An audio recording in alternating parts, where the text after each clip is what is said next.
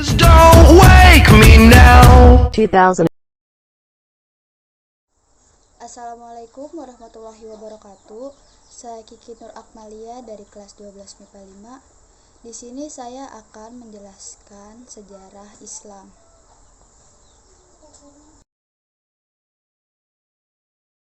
Ajaran Islam yang disebarkan oleh Wali Songo. Wali Songo merupakan penyebar agama Islam di tanah Jawa. Secara harfiah, wali diartikan wakil, sedangkan Songo dalam bahasa Jawa artinya 9. Mereka melakukan dakwah ke masyarakat di tanah Jawa dengan cara yang berbeda-beda dan tersebar di berbagai daerah. Sunan Gresik atau Maulana Malik Ibrahim menyebarkan Islam di wilayah Gresik, Jawa Timur. Dia berdakwah dengan cara pergaulan di masyarakat. Budi pekerti dan ramah tamah selalu diperlihatkan saat bergaul sehari-hari dengan masyarakat. Sunan Ampel dikenal juga dengan nama Raden Rahmat. Ia menjabarkan Islam melalui pendidikan pesantren di wilayah Surabaya. Sunan Ampel juga sebagai perencana berdirinya Kerajaan Islam Demak. Sunan Bonang yang disebut juga Raden Makdum Ibrahim. Penyebaran Islam secara kesenian, ia menciptakan tembang tombo ati yang dikenal saat ini. Sunan Derajat atau Raden Hashim menggunakan kegiatan sosial sebagai media untuk berdakwah. Sunan Kalijaga atau Raden Mas Syahid dalam berdakwah dengan memanfaatkan media wayang.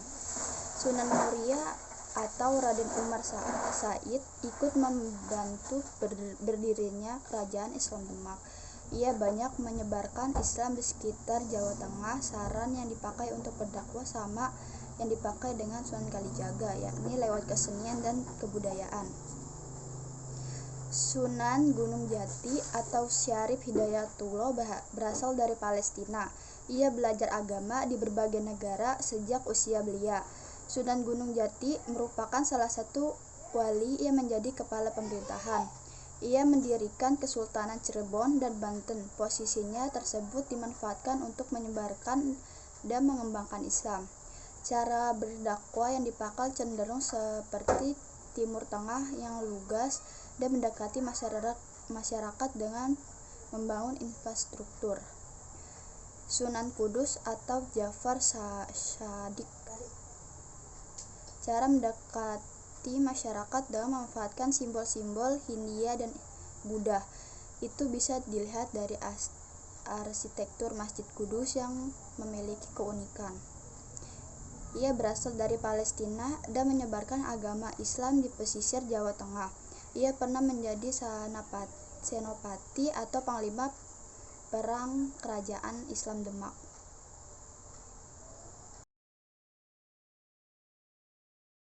Yang kedua, ada perjuangan umat Islam melawan penjajahan kolonial Portugis, Belanda, dan Inggris dimulai dari kerajaan-kerajaan.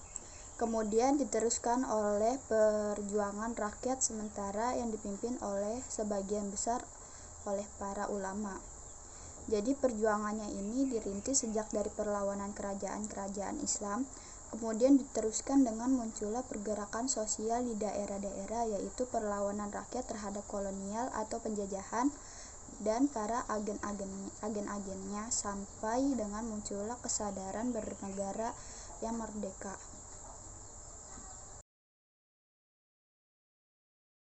Kontribusi para ulama terhadap bangsa. Sejarah mencatat bahwa ulama, kiai, dan komponen pesantren turut memberi sumbangsih besar terhadap kemerdekaan bangsa ini. Hal ini tak lepas dari realita bahwa ulama saat itu mempunyai pengaruh besar terhadap pola pikir masyarakat. Dengan pengaruh tersebut, banyak rakyat yang bersatu dan bergabung melawan penjajah. Begitu pula tokoh-tokoh Islam yang membentuk pasukan perang sendiri di wilayah masing-masing. Mereka berjuang mengangkat senjata bersama rakyat dengan perjuangan melawan penjajah. Banyak ulama yang menjadi pemimpin perlawanan seperti Imam Bonjol, Jainal Mustafa, dan yang lainnya. Mereka membentuk laskar-laskar rakyat untuk mendapat pelatihan militer dan memanggul senjata dengan metode baru. Maka terbentuklah laskar-laskar seperti Sabilillah, Mujahidin, dan yang lainnya yang memainkan peran penting dalam peran kemerdekaan Indonesia.